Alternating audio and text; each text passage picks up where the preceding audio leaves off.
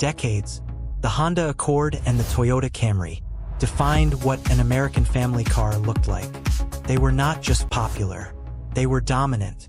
Year after year, they sat at the top of sales charts, outpacing nearly every other passenger vehicle. On the road, owning an Accord or a Camry was not a statement, it was the default. Please subscribe if you want more clear automotive analysis like this. Then the market changed. Crossovers arrived. SUVs took over driveways, and sedans slowly stepped out of the spotlight. Today, vehicles like the Toyota RAV4 and the Honda CR-V sit where the Accord once ruled. Even within Honda's own lineup, the Civic now outsells the Accord by a wide margin, and while the Camry still holds strong, it outsells the Accord by nearly 2-to-1. At first glance, these numbers seem alarming. The Accord is no longer in the top 25 vehicles sold.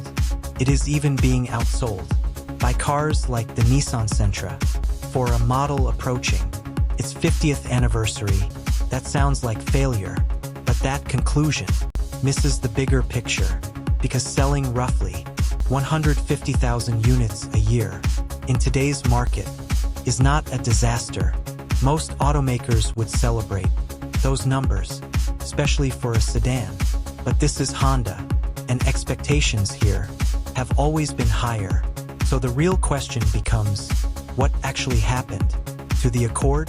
The production reality no one talks about. One of the most overlooked reasons behind the Accord's sales decline has nothing to do with design, technology, or driving experience. It comes down to production. The Accord is built in Marysville, Ohio. That facility operates 2 major assembly lines. One of those lines is currently being reworked to prepare for Honda's future, electric vehicles. That decision matters because it effectively means the plant has been operating at around 50% of its maximum capacity. When production is limited, sales growth is no longer the goal. Stability becomes the priority. Honda simply cannot build as many Accords as it once could. At one point, hovered just above 15,000 units nationwide. That might sound healthy, but spread across more than 1,000 dealerships equals barely a month's supply compared to industry averages. That is tight, very tight. This constraint forces tough decisions. When you cannot build enough cars, you prioritize profit per unit. That is why the cheapest Accord hybrid is still a well-equipped model, and why it costs roughly $5,000 more than the least expensive Camry hybrid. Honda could have offered a stripped-down Accord hybrid. They have done so in the past, but with limited capacity, lower margin trims make less sense. From a business standpoint, the strategy is logical. From a buyer's perspective, it creates friction. And even with this explanation, sales are still down year over year, which brings us to the other side of the story, the car itself. When design becomes too safe, on paper, the current Accord is an excellent sedan. It drives well, it rides smoothly, it is efficient, and it is well engineered. Critics consistently praise it. Some rate it near the top of the segment. So why does it struggle to capture attention? The most common answer is also the simplest. It looks boring, not ugly, not awkward, just safe. Subscribe if you want more clear, long-form automotive analysis like this. Take the trim lineup as an example. The Sport L trim costs roughly $7,000, more than the base LX. What does that extra money buy you? From the front, a small lower lip, a subtle aero piece, and a finish change.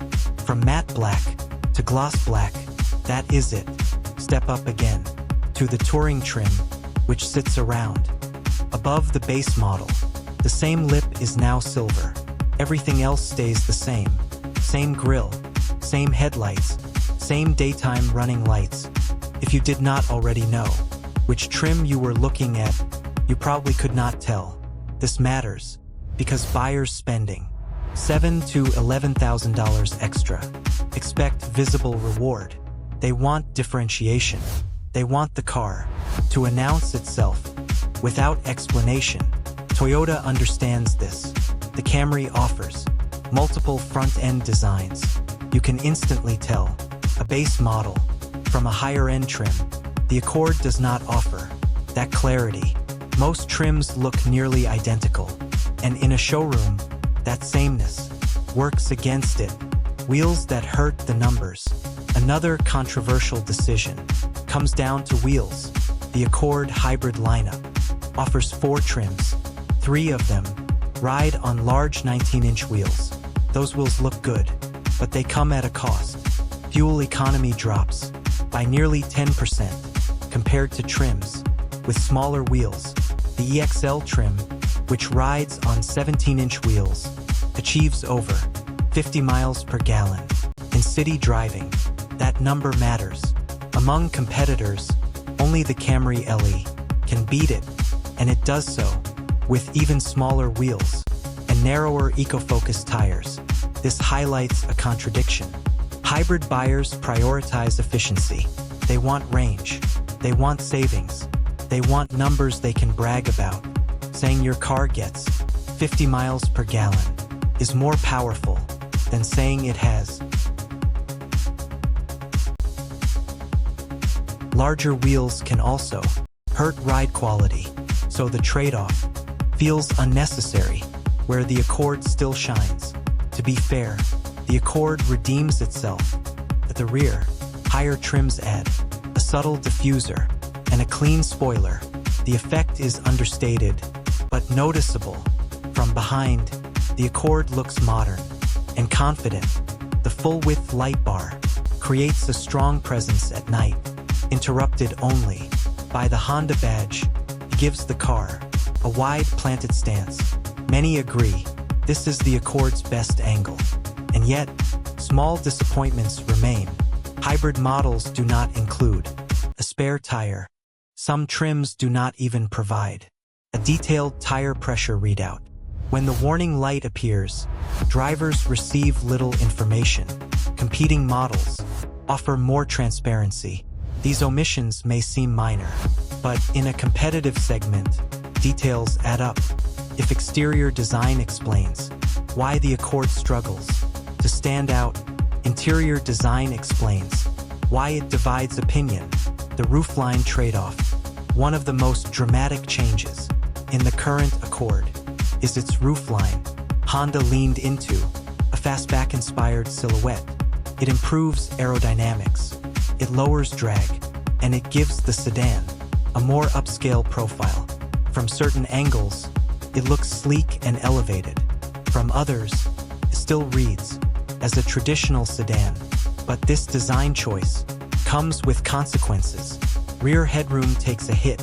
Compared to the previous generation, the current Accord Hybrid offers less space above the head. Taller passengers notice it immediately. Lean back slightly, and your head touches the ceiling, and clearance remains limited. Slouching solves the problem, but it is not ideal. The Camry offers more headroom. Even the Civic Hybrid hatchback provides more vertical space. This is a rare moment where the Accord, long known for interior room, cedes ground to smaller cars. Legroom, however, remains excellent. Rear passengers still enjoy generous knee and leg space. For most families, comfort is not compromised, but perception matters, and reduced headroom stands out in reviews and comparisons. A brilliant interior that feels too dark. Move to the front seats, and the story shifts dramatically. The Accord's interior quality is genuinely impressive. Materials feel premium. Surfaces are soft where it matters.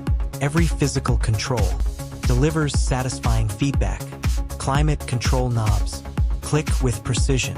Air vents move smoothly. Steering wheel buttons feel solid and deliberate. This is thoughtful design.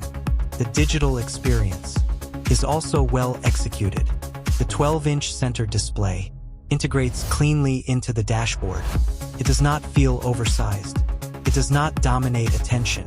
a physical volume knob remains. The digital gauge cluster is clear and customizable.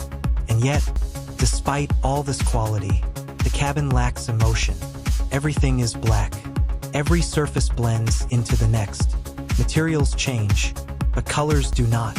Soft touch leather here, gloss black trim there, textured plastics in between. The craftsmanship is excellent. The atmosphere is not. This becomes especially noticeable when compared to the Camry. The Camry's interior is less refined, but it uses contrast, white stitching, lighter inserts, visual breaks.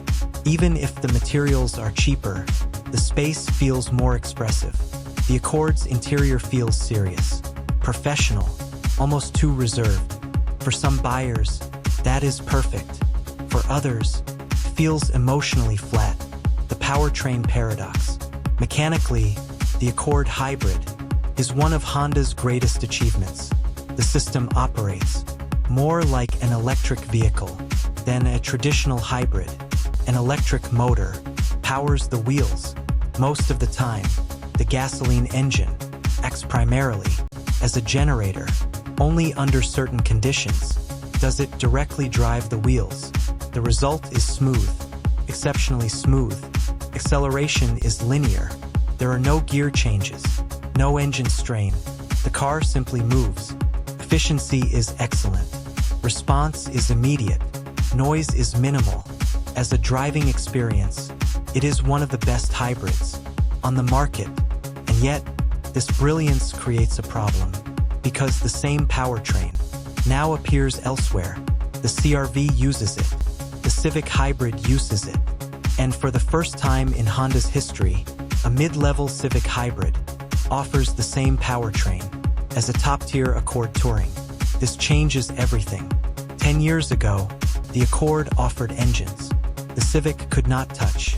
V6 power, premium differentiation. Today, that gap has vanished. The Civic Hybrid is cheaper. It is quicker. It is just as efficient. And in hatchback form, it may even be more practical. For many buyers, the question becomes unavoidable. Why pay more for the Accord when the Civic offers the same technology? The refresh that was not enough.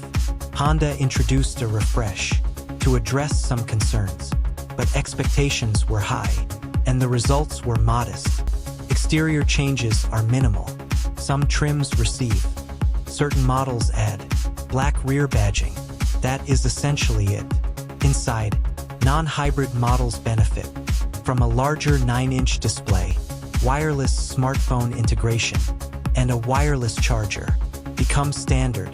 These are welcome improvements, but hybrid models remain unchanged. The most important versions see no meaningful updates.